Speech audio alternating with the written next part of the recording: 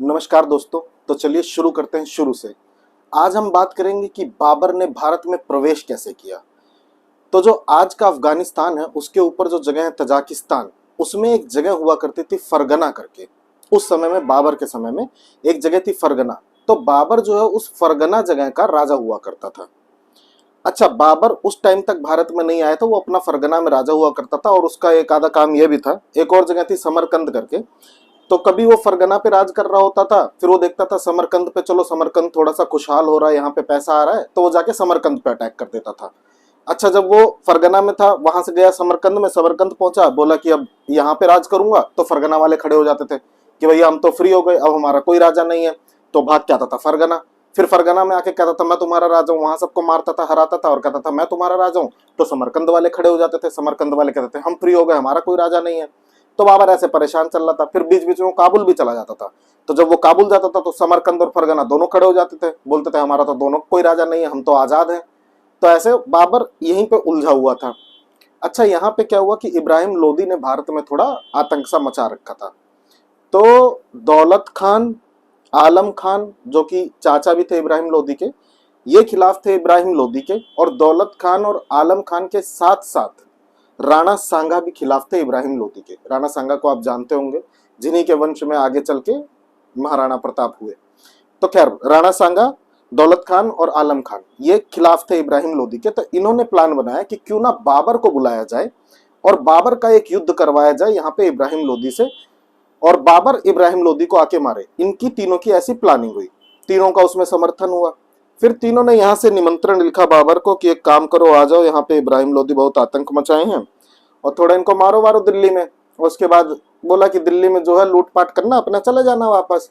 बाबर को निमंत्रण पहुंचा, बाबर बोले चलो ठीक, आ जाते हैं। और इधर से दौलत खान बोले हमारा ही भतीजा है, आओ मारो वारो, कोई दिक्कत नहीं है, ऐसी आ जाओ। राणा सांगा बोले कि देखो मैं भी तुम्हें पास का ही हूँ दिल्ली के, तो मैं भी तुम्हें जानकारियां दे दूंगा इनके, मतलब राज्य में क्या क्या करना है, कैसे मारना है, तो थोड़ी प्लानिंग मैं भी कर लूंगा, आ जाओ यहाँ पे। ठीक भैया, बाबर वहां चल पड़े। बाबर बोले चलो चलते हैं। अब बाबर आए वहां से, तजाकिस्तान से नीचे अफगानिस्तान पार किए, फिर इधर आए अपना पंजाब जो आज का पाकिस्तान, ये सब पार करके और दिल्ली के चौखट पे आके खड़े हो गए पानीपत में। तो जब बाबर आके खड़ा हुआ पानीपत में, तो बुलाया अपने सेनापति और सेना वेना जो भी डिस्कशन करने के लिए बुलाया। बोला कि यार बहुत बढ़िया जगह है भारत, तो हम लोग वहां पहाड़ों पर लड़ रहे हैं, दिख ही नहीं रहा। अब पहाड़ पे आप कितना दूर देख लीजिएगा, एक पहाड़ से दूसरे पहाड़ तक इतना ही तो देखेंगे। अब बाबर यहाँ देख रहा है साफ चटा एकदम मैदान बिल्कुल खाली पड़ा है। बोल रहा है घोड़े बहुत तेज दौड़ सकते हैं यार यहाँ तो, हमारे वहां तो घोड़े की भी एक लिमिट में स्पीड होती है, यहाँ दौड़ाओ घोड़ा खूब तेजी से यार, बहुत जगह, बहुत बढ़िया जगह लगी है। तो बाबर को भारत आया बहुत पसंद। जब उसने पानीपत और मतलब भारत पूरा ही देखा, लेकिन जब पानीपत में खड़ा हुआ एकदम मैदान में एकदम, तो बोला कि यार ये तो बहुत बढ़िया है, यहाँ तो यहाँ राज करना है। तो उसने अपने सेनापति से बोला देखो, अगर जिंदगी बहुत खुशहाली से काटनी है ना, तो ये युद्ध तो हमें जीतना पड़ेगा। अच्छा, दूसरी चीज इधर पे ये दौलत खान, आलम खान और राणा सांगो को नहीं पता था कि बाबर तो खुद ही अपना घर ढूंढ रहा है, क्योंकि उधर तो उसका वही चल रहा था ना कि फरगना, समरकंद और काबुल, उसको कोई जगह ही नहीं मिल रही थी रहने की। लेकिन बाबर ने ये चीज नहीं बताई थी इन तीनों को। बाबर आ गए, बोले हाँ ठीक, युद्ध करना है। तो बाबर जब वहां पहुंचे, फोन किए तुरंत उसको, इनको मतलब राणा सांगा को फोन, मतलब वही खत भिजवाया कि पहुंच गया, अब क्या करूं बताओ। तो राणा सांगा बोले ठीक, अब युद्ध करो इब्राहिम लोदी से। तो बाबर के पास सेना भी कम थी इब्राहिम लोदी को हराने के लिए, सेना कम थी बाबर के पास। लेकिन बाबर जीता अपनी टेक्निक से। बाबर ने क्या करा, अर्धचंद्र आकार, आप लोग समझते होंगे, मतलब ऐसा है ना, पूरा गोल नहीं, चांद के जैसा, ऐसे आकार में उसने अपनी सेना खड़ी करी। अभी अगर मैं यहाँ पे ड्रॉ कर दूं ना, तो ऐसा आपको ड्राइंग में समझ आएगा कि ऐसा है, लेकिन बहुत बड़े मैदान पे, बहुत खुले मैदान पे नहीं समझ आएगा कि वो थोड़ा सा कर्व में खड़ा है या बिल्कुल स्ट्रेट खड़ा है। ये चीज खुले मैदान में नहीं समझ आएगी। उसकी प्लानिंग ये थी कि इब्राहिम लोदी ऐसे सामने से आएगा मारने के लिए, कि सामने आमने सामने सेना खड़ी है और ये खड़ा था कर्व में।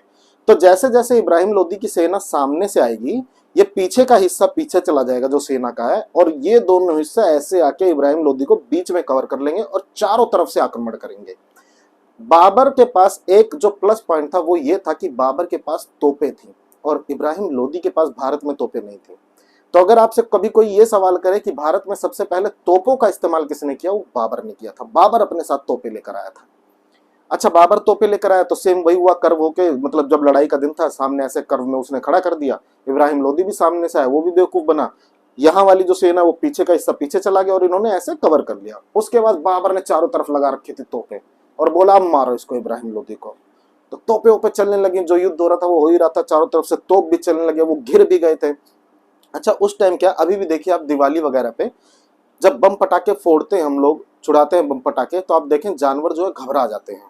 और उस टाइम पे तो किसी ने, मैंने आपको बताया ना, भारत में पहली बार इस्तेमाल ही तोप का, बारूद का बाबर ने किया था। तो उस टाइम के जो जानवर थे वो बहुत अपरिचित थे और ज्यादा इन चीजों से, तोपों से, इतने बड़े साउंड से। ऐसा तो क्या हुआ कि जब घेर लिया इसने, बाबर ने इब्राहिम लोदी को, और तोपे चलाने लगा, तो उसकी सेना में, इब्राहिम लोदी की सेना में जो घोड़े, हाथी, जो जानवर थे, इंसान तो डरे ही डरे, जो जानवर थे वो भी पगला गए और वो आपस में ही एक दूसरे के ऊपर चढ़ने लगे। हाथी घोड़ा सब पागल से हो गए एक तरह से।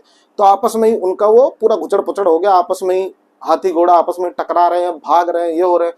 तो आधा काम बाबर का इन तोपों ने ऐसे ही कर दिया। उसके बाद जो लोग बचे थे, बाबर ने उनको मार दिया। चलो, मार दिया इब्राहिम लोदी को। ये दौलत खान, आलम खान और जो ये थे, इनकी ये चीज पूरी हो गई। तो पानीपत का जो पहला युद्ध था वो बाबर ने ऐसे जीता। और फिर बाबर आ गया दिल्ली में। अब दिल्ली में आया, एक दो दिन, 4 दिन, 5 दिन, हफ्ता, 10 दिन मस्त एंजॉय कर रहा था। तो यार ये देखे इधर राणा सांगा कि ये तो दिल्ली जा ही नहीं रहा। तो राणा सांगा फोन लगाए होंगे, व्हाट्सएप व्हाट्सएप किए होंगे, उस जमाने में जो भी होता होगा, आप समझ रहे हैं क्या होता था। तो खैर फोन लगाए कि बाबर सुनो, एक काम करो, अब लूट वूट तो लिए ही होगे दिल्ली, जितना खजाना होगा, तो अब जाओ अपना वहां घूमो। तो बाबर बोले कि अब मन नहीं जाने का, अब नहीं जाना। तो राणा सांगा बोले बाबर, चाह कैसे नहीं रहा, नहीं जाएगा तो अब युद्ध करना पड़ेगा मुझसे। तो बाबर बोला कि ठीक, चलो युद्ध कर लो। तो बाबर का जो उसके बाद जो दूसरा युद्ध हुआ वो राणा सांगा से हुआ। फिर उसके बाद आगे चलो तो बिहार के साइड में एक जगह उसने लड़ाई करी। फिर एक और अफगानी राजा थे कलकत्ता साइड के। ये मतलब बाबर ने 4 साल, फिर बाबर भारत में रहा और 4 साल में 4 युद्ध करे, उसके बाद बाबर मर गया। तो कुल मिला के ये कहानी है, बाबर इस तरह से भारत में आया था, इस तरह से अटैक किए थे। 4 ही साल मात्र बाबर भारत में रहा था, 4 युद्ध करे थे और बाबर फिर मर गया था। ये बाबर की पूरी कहानी है, जिसमें आगे उसकी पीढ़ी में हुमायूं और फिर आपको पता है अकबर, जिसने सबसे ज्यादा राज फैलाया था, वो बाबर की पीढ़ी से थे। ये पूरी कहानी है। आपको अच्छी लगी हो, आशा करता हूँ इस चीज की। और अच्छी लगी हो तो, कोई भी पार्ट अच्छा लगा हो तो वीडियो को please like, share, comment, subscribe जरूर करिएगा, चैनल को शेयर करिएगा। और अगर आपको इसमें कोई पॉइंट ऐड करना हो, कुछ बताना हो, या मुझसे कोई गलती हो, आपको कुछ शेयर करना हो, तो प्लीज कमेंट बॉक्स में जरूर शेयर करिएगा। नई वीडियो तक के लिए टाटा, बाय बाय, नमस्ते, भारत माता की जय और जय हिंद।